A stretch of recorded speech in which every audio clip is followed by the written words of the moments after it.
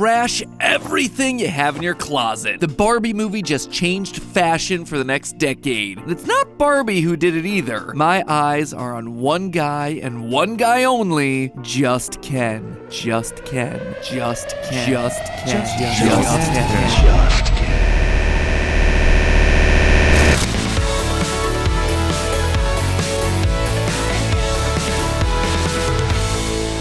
Hello, Internet! Welcome to Style Theory, where we can't get enough of Barbie's favorite fashion accessory, Ken. Now, at this point, I think you're all aware the Barbie movie is a smash hit. It's not hard to see why. The marketing team working to promote this thing went all out for it. Giant pink billboards, beach takeovers, neon pink mansions appearing in Malibu literally overnight. Don't get me wrong, the creative team definitely worked hard on the movie, and it is more than solid, but the marketing team, they were in overdrive. The only people who worked harder are sponsor for today's episode, HelloFresh, who works hard to bring fresh food straight to your door. More about them later. The real MVPs of the Barbie movie, though, the costume department. Not only were they able to recreate some of Barbie's most iconic looks for the movie, that much goes without saying, they then went above and beyond by making even more copycat outfits for Margot Robbie to wear during the various press tours. Basically, they took the assignment of making Margot Robbie into a modern-day Barbie and said, hold my brewski beer. 1985's Day-to-Night Barbie, 1960s Enchanted Evening Barbie, 1960s again here with Solo in the Spotlight Barbie, even super deep cuts like this throwback to 91's Earring Magic Barbie. It's just too bad that Margot Robbie didn't start handing out matching clip-on earrings to everyone around her, just like how the doll was originally packaged. Then the look would have been truly complete. There has been so much said about Margot Robbie's outfits, it's insane. There's good reason for that. Since the 1960s, Barbie has always been on the forefront of fashion. When the miniskirt first debuted in the 1960s, Barbie was there right along with it. As the doll's popularity grew, the miniskirt grew with it. And it's important to remember that thing was controversial back in the day because it was short. It showed off, dare I say it, a woman's legs. But thanks in large part to Barbie's influence with younger girls, the miniskirt became an enduring fashion statement for decades and a mainstream cultural norm from thenceforward. Or another example, in the 90s, the whole aesthetic was just trying to be a Barbie girl. Bright and bold colors, crop tops, platform shoes, accessories like plastic bracelets and chokers. She just set the tone. And her influence hasn't just been felt in mainstream consumer fashion either. Barbie has collabed with every high-end fashion designer from Oscar de la Renta to Moschino. In 2009, for instance, Barbie collaborated with iconic fashion designer Karl Lagerfeld, who created a limited edition Barbie doll and a mini wardrobe inspired by his signature style. The doll wore a tailored black suit, fingerless gloves, high-collared white shirt, and black ankle boots, closely resembling Lagerfeld's own distinctive appearance. This, in turn, introduced a generation of Barbie fans to high-end designer aesthetics. But you know what? I think all of that's already been talked to death. I'm gonna switch it up on you and talk a little bit about Ken. I mean, you probably already knew that. It's in the title or something. Probably also somewhere in the thumbnail. So all told, not that much of a shocker. Let's just pretend that I really surprised you with this one. Today we're talking about Ken. While we might not have noticed him next to the shining beacon that is Barbie, the character of Ken is primed to be just as influential to the real-life fashion world as his pointy-toed co-star. In fact, I think that he's gonna be even more important. And the ripple effects of Ken in this one movie, I think, are gonna change the face of men's fashion for at least the next decade, and likely even longer. Don't think it's possible? Well, grab your pastel button-downs and don't button it down at all as we dive into the world of men's fashion and how it sometimes collides with male movie role models. Since the very beginning of time, fashion has always been impacted by influencers. And I'm not just talking about the Alpha M's, Chic Geeks, and Derek Guys of the world. I'm talking about some of the earliest influencers out there. Political figures, sports stars, kings, queens, philosophers, gladiators, people high up in their respective social circles. The entire history of fashion influencers, probably a great episode for us to do at a later date. But when visual mediums like film and television first hit the scene, suddenly the world opened up to another massively mainstream way of impacting culture on a global basis. All of a sudden, you had actors and their on-screen characters becoming new breeds of influencers literally overnight. Probably the first major example of this trend came in the 1950s. I think we're all familiar with greasers, right? I mean, every high schooler known to mankind has been subjected to at least one class performance of the musical Grease, so the knowledge of this has basically been forcibly implanted into our brains. Greasers like leather jackets, they liked slicked back hair, white t-shirts, and they have a fondness for singing and dancing about their cars. But do you know where the whole greaser aesthetic first got its start? The movies. Two movies, to be specific. The first was 1953's The The Wild One, where a young upstart actor named Marlon Brando played Johnny Strabler, the leader of a rebellious bike gang. This stuff was new, it felt edgy, and it caught fire by presenting a completely different image of masculinity than what had been the trend before: preppy button-downs and cardigans. All of a sudden, this one movie opened the world's eyes up to leather jackets, jeans, and t-shirts, hair slicked back with grease or pomade. There was an ease to it, a relaxed coolness that showcased a new and laid-back approach to fashion, breaking away from more formal and traditional dress codes that existed at the time. This movie was then immediately followed up with Rebel Without a Cause 2 years later in 1955, where male heartthrob James Dean is again a cool, relaxed nonconformist with a lot of deep feelings. I don't know what to do anymore except maybe die.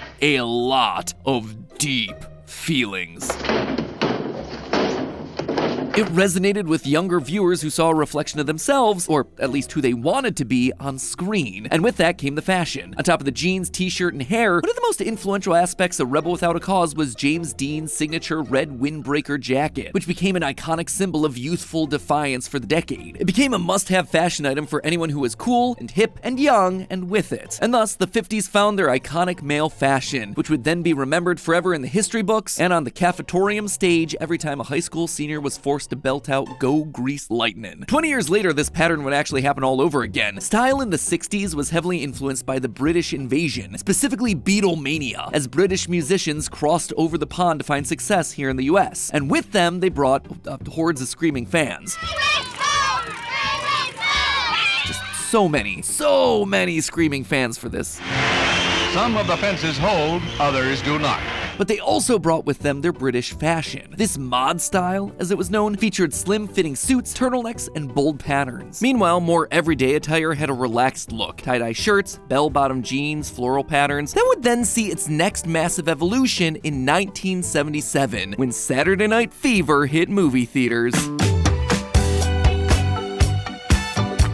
All of a sudden, disco culture was in the mainstream. Prior to the film, disco was an emerging musical style in the clubs in New York and Philadelphia. After the film, it was everywhere, successfully getting you, your mom, and your grandma out onto the dance floor to hustle and shake your groove thang. But what's more important than your dance moves at the club? Your clothes at the club. Just like with The Wild One and Rebel Without a Cause in the 50s, younger audiences fell in love with Saturday Night Fever's story of young people trying to escape the challenges of urban life. Watching the main character Tony find release through incredibly cool dance scenes was a hashtag life goal before hashtag life goals were a thing. They exuded freedom, excitement, self-expression. It was something that viewers wanted to emulate right down to the clothing. Suddenly, three-piece suits in bold colors, flashy patterns, and metallic fabrics became the norm. Lapels were wide. The pants were flared out at the bottom to add a touch of flamboyance to the outfit. Tall platform shoes and shirts left unbuttoned to show the gold chains, all of it accessorized the look. In short, in a world of increased social and economic pressures coming out of the 60s, male fashion became all about escapism through extravagance, drama, celebration. But that's all ancient history, right? The 70s. Are people from there even alive still? Yes,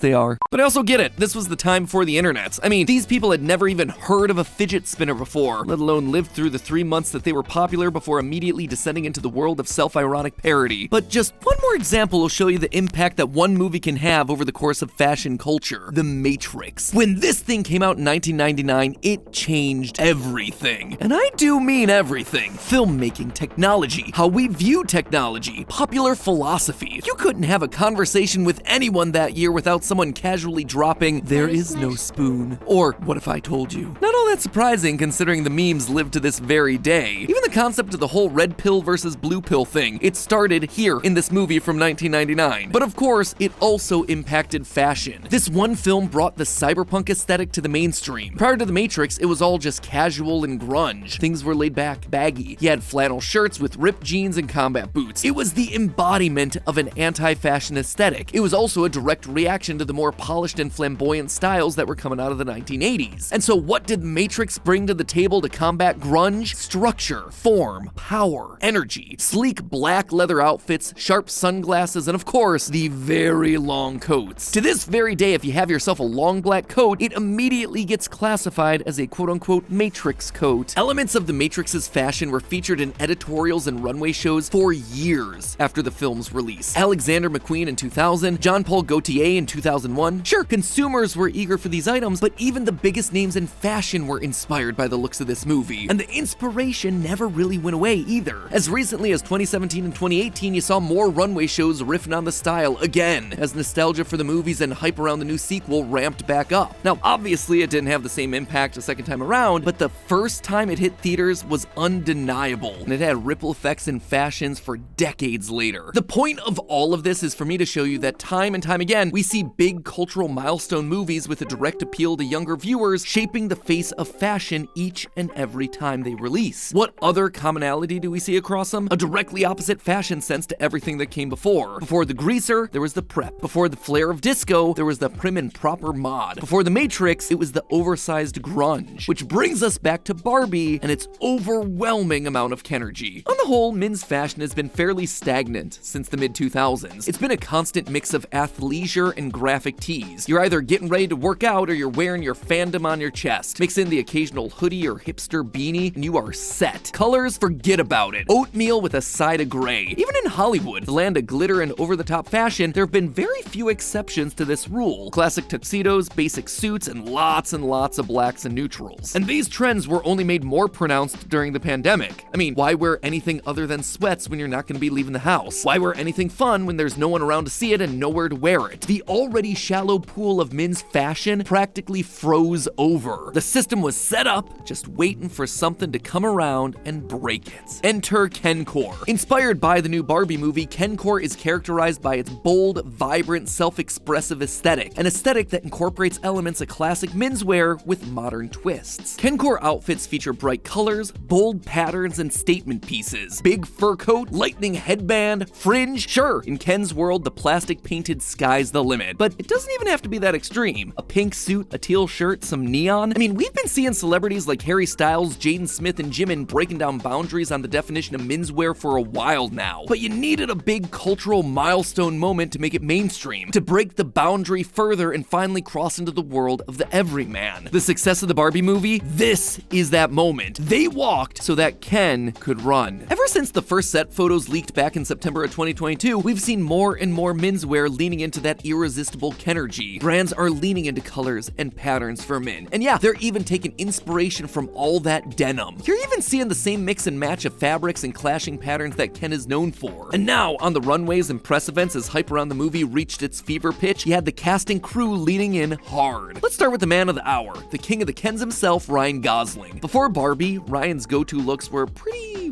blah. No tea, no shade, Ryan looked fine, but there was just nothing there to really impress you, you know? Fast forward to the world post-Ken doctrination though, and we start seeing Ryan donning a full pink-on-pink Gucci number. This look took a classic old Hollywood silhouette and added a modern pastel twist that my color-loving heart adores. And it doesn't stop there either. For the Toronto tour, we see him switching up the Barbie pink for a baby blue. And it's not just Beach Ken turning up the dial on menswear either. Simu Liu, already known for trying more interesting takes on red carpet fashion, kicked his style up a notch too. The Ken pun didn't work in this case, but we're just gonna roll with that. You can't win them all. Anyway, from mixing fabrics with this pastel green Paul Smith suede jacket paired with a pink knitted tank top, or this powder blue Versace number with a utilitarian take on a classic waistcoat, this man has truly harnessed the true power of a good stylist. In short, men are feeling just as empowered as women in the wake of this film to take chances on their wardrobes. Plus, all that extra pocket space means that Ken is now ready to hold all of Barbie's many accessories.